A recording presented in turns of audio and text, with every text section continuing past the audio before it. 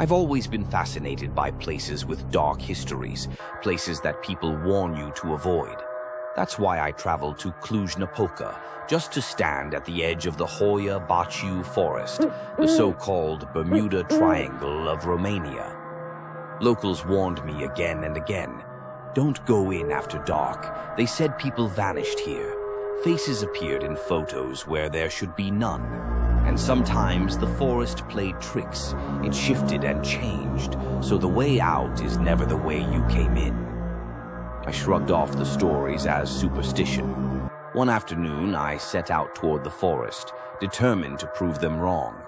The path grew narrow. Trees twisted above me, their branches blotting out the sky. The deeper I walked, the more silent it became. No footsteps behind me, no birds in the trees, just a constant hush, like the woods were holding their breath. Soon the light faded, though the sun was still up. My phone lost signal entirely. It felt like the forest itself was swallowing the world outside. I walked until I stumbled into a strange clearing, a perfect, lifeless circle in the grass. No flowers, no insects. The ground was packed down like something enormous had once stood here. Even the air seemed colder. I took some photos, half expecting to see something strange when I looked later. A branch snapped from somewhere behind me. I spun around, saw nothing. But for the first time, I felt watched. The path I'd taken was gone, replaced by thick roots and brambles. Shadows slipped between the trees just out of sight. Every time I tried to focus, their shapes darted away. Mist began to roll in, curling around my feet. Colors faded, turning the world gray. My chest tightened as I realized I was lost. I pulled out my flashlight. The beam trembled as I moved it, barely cutting through the darkness. Faces flickered at the edge of the light, pale, hollow-eyed, gone as soon as I blinked. Then came the whispers. Low at first, rising in a strange, chanting rhythm. Words I couldn't understand. It grew louder all around me until my own thoughts felt crowded out. I tried to call for help, but my voice died in the dense, choked air. Moving at a desperate pace, I stumbled deeper into the trees. A sudden pain gripped my ankle, something holding it tight. I looked down and saw roots curling around my leg like cold, living fingers. I kicked and pulled, tearing free, leaving muddy scratches on my skin.